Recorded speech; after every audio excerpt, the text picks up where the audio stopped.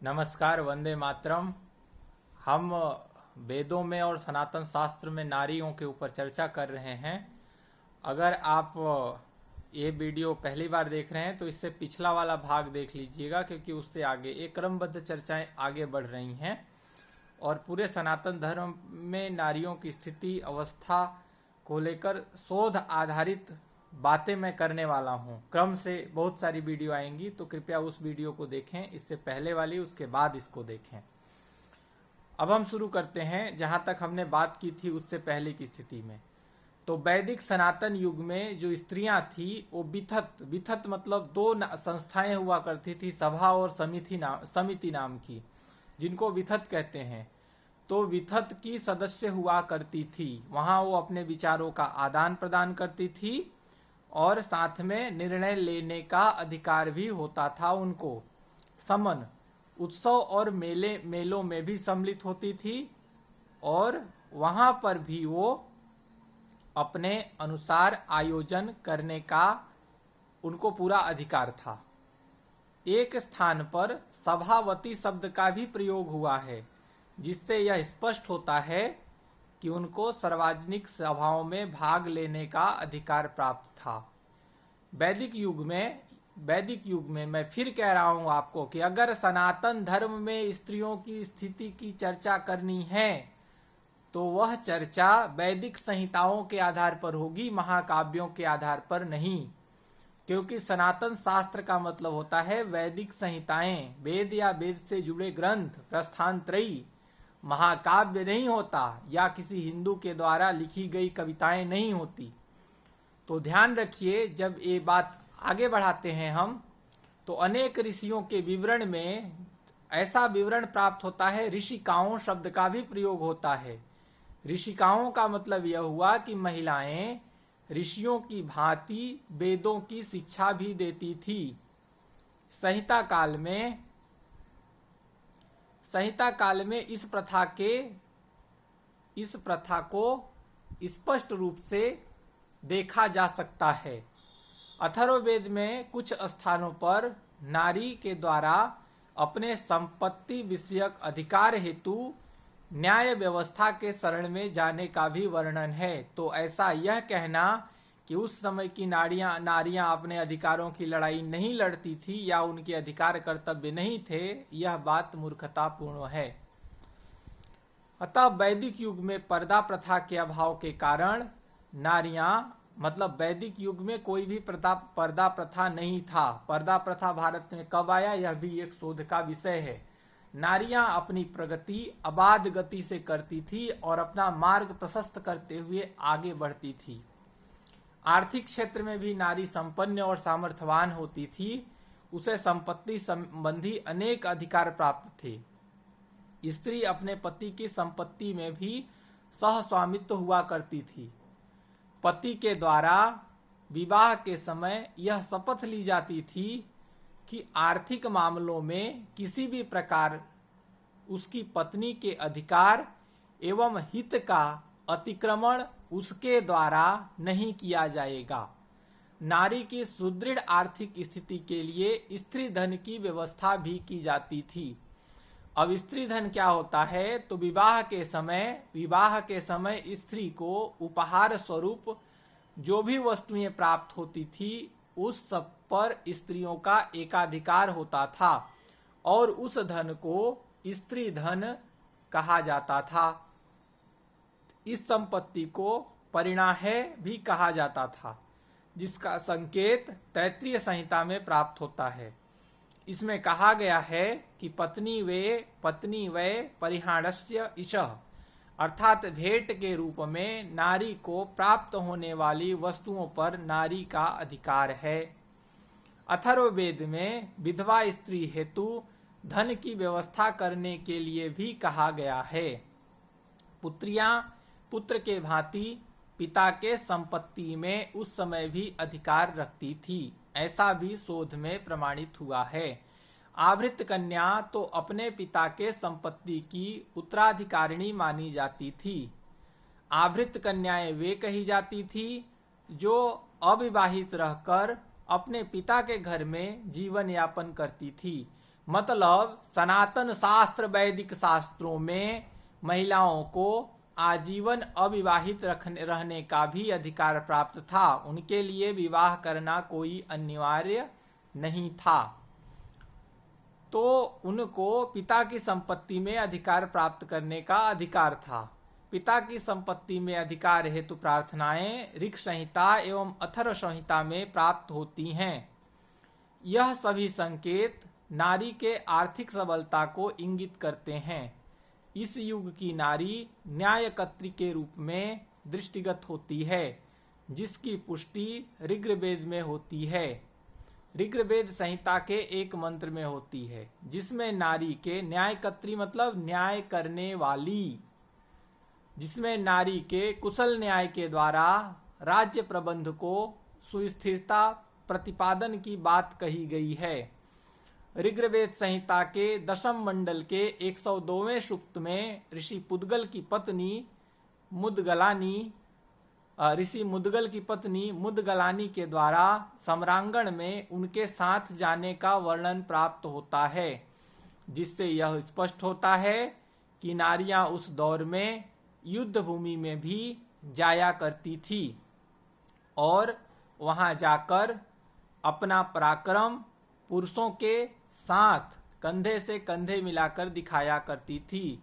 इसके अतिरिक्त सनातन शास्त्र में नारियों को सन्यासी के रूप में होने का भी उल्लेख प्राप्त होता है। विधान निर्मात्री के रूप में, दौत्य कर्म कर्त्री के रूप में, ज्योतिर्विद के रूप में, प्रशिक्षिका के रूप में, भूगर्भविद के रूप में और अनेक रूपों में ये नारियां हमारे समक्ष स्थापित होती थी, जिससे यह समझ में आता है कि सनातन शास्त्र में नारियों का स्थान बहुत उच्च रहा है और वैदिक काल में नारियां अत्यंत सशक्त और प्रत्येक क्षेत्र में सक्षम थी। अतः संहिताकालीन नारी की स्थिति का गहन अवलोकन करने के पश्चात यह दृष्टिगत होता है कि तत्कालीन नारी अत्यंत सम्माननीय स्थान पर रही होंगी। वह पुरुष के साथ समत्व भाव से जीवन यापन करते हुए सदैव प्रेरणा एवं शक्ति की स्रोत थी। तत्कालीन समाज में नारी की सहनशीलता, सौम्यता, श्रेष्ठता आदि की भूरी भूरी प्रशंसा की गई है। श्रेष्ठता मतलब शरीर का बंधारण, शरीर की मजबूती, उसकी भूरी भूरी प्रशंसा की गई है। नारी अनेक महत्वपूर्ण विश्लेषणों से मंडित किया गया है। नारी को सनातन शास्त्रों में अमृत रसदायिनी कहा गया है तथा मधुर एवं सत्य वचनों की प्रेरक तथा सदसम्मति से संपन्न बताया गया है। उसकी महत्ता ऋग्वेद के दशम मंडल के 85वें सूक्त से प्रतिपादित होती है, जिसमें नारी को सम्राज्ञी जैसे सम्मान सूचक पद से भी अलंकृत किया गया है। स्त्री के बिना गृह को गृह नहीं कहा जा सकता था। गृहिणी गृहमित्याहु न गृहम गृहिणी बिना। अतः संहिताकालीन नारी उच्चतम प्रतिष्ठा की अधिष्ठात्री तथा विभिन्न अधिकारों की अधिकारिणी थी, इसमें कोई संदेह नहीं है। वैदिक युग में नारी एवं पुरुष दोनों समत्व भाव के कारण अर्धनारीश्वर की संकल्पना को साक्षात्कार करते हुए दृष्टिगोचर होते हैं। इस शोध पत्र को लिखने में तमाम सारे ग्रंथों का सहारा लिया गया है। जिस शोध पत्र की मैं वांचन किया आपके सामने, वैदिक कालीन नारी के अधिकार, डॉक्टर ऋतु शुक्ला, असिस्टेंट प्रोफेसर, संस्कृत राजकीय महाविद्यालय, तालबेहट, ललितपुर, उत्तर प्रदेश।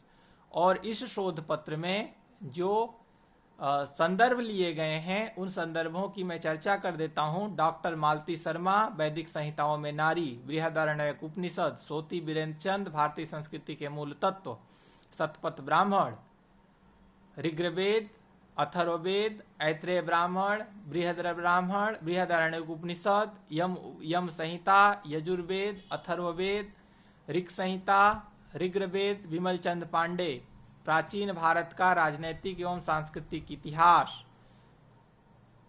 ठीक है। फिर वीर Mitrodaya, Sanskar Prakashan, Harit, Veer Mitrodaya, HP Prabhu, Hindu social organisation, doctor PC Sharma, status of women in Vedic age, quoted in journal of Indian history 1948। ये भी देखने लायक है। डॉक्टर पीसी शर्मा क्या कहते हैं, status of women in Vedic age coated general, मतलब जनरल में वो क्या कहते हैं 1948 में, they were educated in spiritual and the secular subject. The secular side of their education consists of fine arts and military science. They are lady rishis in Vedic times who composed verse, performed sacrifice, offered hymns to the god, and won glory and fame, as like Surya science, etc. फिर ऐसे ऐसे करके विभिन्न शास्त्रों के माध्यम से, जिसमें मूल रूप से वैदिक साहित्य को आधार बनाकर यह शोध पत्र पढ़ा गया। सोती वीरेंद्र चंद का भांति संस्कृति के मूल तत्व का भी इस शोध पत्र में सहारा लिया गया है। तो इस तरह से यह शोध पत्र काफी व्यापक है। अब हम जो आगे बात करते हैं वो बात करते हैं प्राचीन भारत की नारियों की सामाजिक एवं राजनीतिक स्थिति एक विश्लेषण। सामान्यतः ऐसा माना जाता है कि सभ्यता के सृजन में पुरुष और स्त्री दोनों एक दूसरे के पूरक हैं और एक का अभाव से दूसरा अधूरा है। दोनों परस्पर व्यापी संबंधों से ही जीवन को गतिशीलता मिलती है। आप सामान्य तौर पर समझ सकते हैं कि जीवन की प्रगति का मूल ही है कि नैसर्गिक रूप से समाज के सर्वांगीण विकास में नारी की भूमिका रहे। अगर आप समाज के सर्वांगीण विकास में नारी की भूमिका के अस्तित्व को नकारते हैं तो इसका मतलब यह है कि आप सत्य से मुंह मोड़ रहे हैं। प्राचीन भारत हो या अर्वाचीन भारत हो, इस दृष्टि से प्राचीन भारत में अर्वाचीन भारत की तुलना में नारी की सामाजिक और राजनीतिक गतिविधियां आज के तुलना से अत्यंत ही ज्यादा थी, जो कि मैंने आपको अभी स्पष्ट बताया। किसी भी मानवीय सभ्यता की परिकल्पना नारी के बिना अधूरी होगी, या दूसरे शब्दों में यह कहें तो नारी को बिना केंद्र में रखे अगर आप किसी सृष्टि की परिकल्पना करते हैं या सृजन की परिकल्पना करते हैं तो ये संभव नहीं है। शायद सृष्टि निर्माता ने यह सोचकर ही स्त्री और पुरुष दोनों एक पूरक रूप से समाज के निर्माण का कार्य कर सकें, इसीलिए इन दो का निर्माण किया होगा। परस्पर विरोधी गुण और स्वभाव वाले भिन्न भिन्न प्रकृति के गुणों वाले लोगों का मिलन ही सृष्टि का आधार है। नर में कर्म की प्रधानता होती है तो नारी में भाव पक्ष की प्रधानता होती है। पुरुष कठोरता, सक्रियता, शक्ति एवं शौर्य का प्रतीक है तो नारी कोमलता, मधुरता, सुकुमारता की साक्षात प्रतिमा है। तो नारी के गुण धर्म ये हैं क्योंकि उसमें नैसर्गिक रूप से एक गुण प्राप्त हैं कि वो कोमलता होगी, मधुरता होगी, सुकुमारता होगी।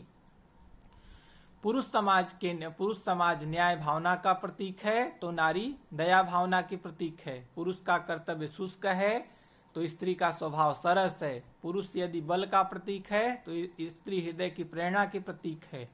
पुरुष का जीवन यदि संघर्ष से प्राप्त होता है तो नारी का जीवन आत्मसमर्पण से प्राप्त होता है। इसी को दृष्टिपथ रखते हुए उसके अद्भुत गुणों के कारण भारतीय सभ्यता एवं संस्कृति में नारी का अत्यंत गरिमापूर्ण स्थान है। अर्धनारीश्वर की परिकल्पना ही नारियों की महत्ता को पूर्णतया प्रकट करती है। वस्तुतः नारी के बिना नर अपूर्ण है तथा नर के बिना नारी अपूर्ण है। दोनों एक सिक्के के पहलू हैं तथा दोनों एक दूसरे के पूरक हैं। सभ्यता एवं संस्कृति के उत्कर्ष में नारियों ने क्रियात्मक योग दिया है। यह पूर्णतया सत्य है कि नारी के लोरी गाने वाले कोमल स्वरों में राष्ट्र नायकों को कर्तव्य निर्देश देने की अद्भुत क्षमता होती है। इसके पालना, झुलाने और कोमल करों में विश्व को शासन करने की अपूर्व शक्ति है। देश एवं राष्ट्र का उत्थान उत्कर्ष नारियों पर ही निर्भर करता है। अतः आत्मपूर्ण गौरवमयी माता ही शिशु में कर्तव्य पालन और एवं आत्मसम्मान एवं उत्सर्ग की भावना का समावेश कर सकती है। नारी के माँ एवं जननी के रूप में विश्व के सभी राष्ट्रों में, सभी समाजों में मान्यता प्राप्त है, लेकिन भारत में भारत माता की संकल्पना के साथ ही नारी की महत्ता और भारत में मातृत्व शक्ति प्रधानता का स्पष्ट दर्शन होता है। नारी ही किसी देश सभ्यता की मूल्यांकन और वास्तविक मान मापदंड है। भारतीय संस्कृति में स्त्री को न तो पुरुषों की अनुगामिनी माना गया है, न ही उसके समकक्ष, वरन वह पुरुषों की पूरक हैं और पुरुष उनके पूरक हैं। दोनों अपने आप में अनाश्रित हैं। स्त्री और पुरुष दोनों की जीवन में एक महत्वपूर्ण भूमिका है। दोनों अपने आप में अलग इकाई हैं, लेकिन समाज के लिए दोनों पूरक हैं। और पूरक होने पर भी नर की जन्मदात्री शक्ति होने के कारण स्त्री को पुरुषों की तुलना में श्रेष्ठ माना जाता है। शक्ति के अभाव में ब्रह्मा, विष्णु और शिव जैसे सर्वशक्तिमान देव को भी निरुपाय से प्रतीत होते हैं, ऐसा माना जाता है। साधारण मानवों की तो बात ही छोड़ दीजिए। नारी की इन्हीं चरित्रगत विशेषताओं के कारण ही प्राचीन भारतीय दंड नीति के ज्ञाता महर्षि मनु ने कहा था कि यत्र नार्यस्तु पूज्यन्ते रमन्ते तत्र देवता। किंतु यह दुख की बात है कि प्राचीन काल में नारी इतनी श्रद्धा और आदर की पात्र थी, कालांतर में वही नारी पुरुष वर्ग के इशारे पर उसका स्वरूप परिवर्तित हो गया। हालांकि उसके कई सारे ऐतिहासिक, राजनैतिक और सामाजिक कारण हैं। भारत में भिन्न भिन्न टाइम पे अलग अलग लुटेरे लोग जो आए, उनकी संस्कृतियों का प्रभाव भी भारत के समाज और भारत की संस्कृति पर पड़ा, जिसके परिणाम स्वरूप नारी की इस समाज में स्थिति दिन पर दिन अधोगति की तरफ बढ़ती रही। लेकिन इसके लिए भारत का सनातन दर्शन जिम्मेदार है। यह बात किसी भी कोण से स्पष्ट नहीं होती है। आपको अगर नारियों की स्थिति की समीक्षा करनी है और सनातन धर्मावलंबियों को भी अगर समाज को सुसंगठित बनाना है, तो पहले उदासीन होकर, बिना किसी पूर्वाग्रह से ग्रस्त होकर अपने सनातन धर्म सिद्धांतों को समझना पड़ेगा।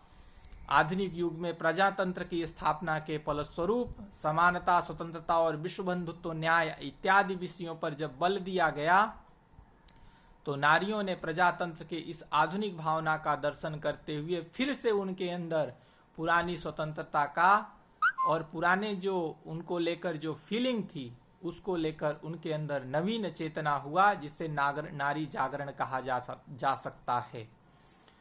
लेकिन आप यह समझिए कि भारतवर्ष की उत्पत्ति से लेकर वैदिक युग तक के काल को प्रागैतिहासिक काल के नाम से जाना जा सकता है। प्रागैतिहासिक काल में भारतीय संस्कृति का जब सूत्रपात हुआ, इस युग में भारतीय सभ्यता का उषा काल कहा जाता है। पाश्चात्य विद्वानों के अनुसार सिंधु घाटी से प्राप्त अवशेषों से तत्कालीन सभ्यता में मानव प्रगति एवं विकास का ज्ञान प्राप्त होता है। इस काल के बारे में ठीक ठाक जानकारी प्राप्त करना तो संभव नहीं है, लेकिन फिर भी जो भाग स्पष्ट हुआ है, उससे यह स्पष्टता आती है कि जो सिंधु घाटी सभ्यता थी वह मात्र सत्तात्मक समाज रहा होगा। उस आदि युग में माता ही समस्त सत्ता एवं शक्ति की केंद्र थी। समाज में माता की यह आदर्श अधिकार ईश्वरीय सत्ता से अनुप्रमाणित मानव ने नारी में अदृश्य शक्ति की कल्पना कर माता की प्रतिमा की प्रस्थापना की थी। यह तो स्पष्ट है कि नारी की स्थिति पुरुष के समान ही थी प्राचीन भारत में, बल्कि आप यह कह सकें कि समान होने के साथ साथ उसको धार्मिक और सामाजिक जीवन में विशेषाधिकार भी उपलब्ध थे। समाज में वंश का नाम माता के नाम से चलता था। महाभारत काल में भी आप देख सकते हैं कौन्तेय, राधेय, गांगेय, ये शब्द इस बात को बताते हैं कि भारत में मात्र सत्तात्मक समाज थी। पारिवारिक संगठन के सिद्धांत और व्यवहार में स्त्रियों का स्थान बहुत ऊंचा था, जिस पर किसी भी प्रकार का पर्दा नहीं था। साधारण जीवन के अलावा सामाजिक और धार्मिक नेतृत्व में भी स्त्रियों का हाथ था। ऋग्वैदिक काल मनुष्य का उच्च कोटि की सभ्यता को प्रकट करता था। वस्तुतः वह युग भारतीय नारियों के लिए स्वर्ण युग कहा जा सकता है। उस युग में नारियों की जितनी श्रद्धा एवं आदर प्राप्त हुआ करती थी, उतनी नारियों की आदर एवं सम्मान तो शायद वर्तमान समय में भी नहीं प्राप्त हो पा रही है। और ध्यान रखिए, सनातन धर्म दर्शन में नारियों की जो स्वतंत्रता और सम्मान की व्यवस्था थी, वो विश्व की अन्य किसी भी जाति और किसी की भी धर्म में न तो थी न तो है, न तो थी न तो है। जो लोग सनातन धर्म पे टीका टिप्पणी करते हैं उनको अपने गिरेबान में झांक कर देखना चाहिए कि उनका धर्म स्त्रियों को लेकर क्या कहता है। स्त्रियों की पर्याप्त मात्रा में आर्थिक स्वतंत्रता एवं पुरुषों के साथ समता प्राप्त थी। ऋग्वेद में वर्णित है कि समाज में उनके अधिकार सुविधाओं के विषय में शिक्षा एवं प्रशिक्षण, विद्वता एवं धार्मिक उत्साहों में भाग लेने के संदर्भ में महिलाएं पुरुषों के समक्ष थी। ऋग्वेद में सूक्त है कि जिसका व्याख्या उन महिला ऋषियों एवं ब्रह्मवादिनियों ने की थी जिनका शैक्षिक अनुशासन एवं ब्रह्मचर्य का व्रत का पालन किया था महिलाओं ने। एल अल्टेकर के अनुसार वैदिक युग के समाज में उच्च वर्गों में लड़कियों की पवित्रतम शिक्षा उपनयन शिक्षा भी समान रूप से दी जाती थी। शिक्षा में नियत पाठ्यक्रम पूरा करती थी, कुछ धर्मशास्त्र एवं दर्शन शास्त्र के क्षेत्र में विशिष्ट ज्ञान भी प्राप्त करती थी तथा पर्याप्त मात्रा में महिलाएं इस वृत्तिका को अपनाती थी। वैदिक युग में विवाह की प्रथा न केवल स्थापित हो सकी थी वरन समाज की कर्तव्यों का आवश्यकता के रूप में ग्रहण किया गया था। नारी अपने पति के साथ धार्मिक कृत्यों में समान रूप से भाग लेती थी। दोनों के ही समान आर्थिक अधिकार प्राप्त थे। पति एवं पत्नी सम्मिलित रूप से दंपत्ति कहा जाता था। दंपत्ति का मतलब ही होता है पति का पत्नी। दंपत्ति शब्द ही अपने आप में पति एवं पत्नी के समान महत्व को व्यक्त करता है। उस समय नारी को अपना जीवन साथी चुनने का पूर्ण अधिकार था। नारी को अपना जीवन साथी चुनने का पूर्ण अधिकार था। वह अपने इच्छा अनुसार प्रेम विवाह भी कर सकती थी। विधवा और पुनर्विवाह, विधवा विवाह और पुनर्विवाह भी कर सकती थी। संबंध विच्छेद और नियोग प्रथा जैसी प्रथाएं भी थी। सभा और वित्थत तथा ग्राम जीवन, सभा एवं वित्थत तथा ग्राम जीवन, अन्य समारोह आदि के अतिरिक्त वसंत ऋतु समान नाम से उत्सव में भाग ले सकती थी नारियां। इस उत्सव में महिलाएं सज धज कर जाती थी, नित्य क्रियांगन में भाग लेती थी। समस्त उत्सव में प्रायः एवं वर एवं वधू का चयन किया जाता था। कुछ लड़कियां आजीवन अविवाहित रहती थी जिन्हें अमाजू कहा जाता था। वैदिक संस्कृति में स्त्रियां गृह कार्य के साथ साथ पुरुषों के ही समान उच्च शिक्षा प्राप्त करती थी। वेद एवं शास्त्रों में पारंगत होने के साथ साथ ऋचाओं की रचनाएं भी करती थी। विश्वरा, घोषा, लोपामुद्रा, सारंध्री इत्यादि उस काल की प्रतिभाशाली मंत्र दृष्टा विष्णु विदुषी, सुलभा, मैत्रेयी, ब्राक, प्राचीत एवं गार्गी मंत्रों की रचनाकार थी। वैदिक युग में प्रमुख रूप से अनुलोम विलोम विवाह की भी मान्यता प्राप्त थी। च्यवन, स्वायकवसन, कांचीवन, विमद ब्राह्मण ऋषियों के विवाह राज परिवारों से हुआ करते थे। प्रतिलोम विवाह की संख्याएं भी उस समय काफी बड़े पैमाने पर होती थी। कन्या अपने पिता के घर को त्याग कर ससुर के घर जाती थी तथा विवाह दोनों परिवारों की उपस्थिति में संपन्न होता था। यह कन्या का गठबंधन होता था। इसी तरह से आप समझिए, हमारी दोनों वीडियो को देखिए, आपको नारियों की स्थिति उस समय पता चल जाएगी कि नारियों की स्थिति क्या थी। तो भारतीय दर्शन पे टिप्पणी करने से पहले हमको भारतीय दर्शनों का अध्ययन करना चाहिए। दूसरी बात, मोक्ष प्राप्ति एवं नारियों को लेकर निरंतर हमारे आगे एपिसोड आएंगे। इसके लिए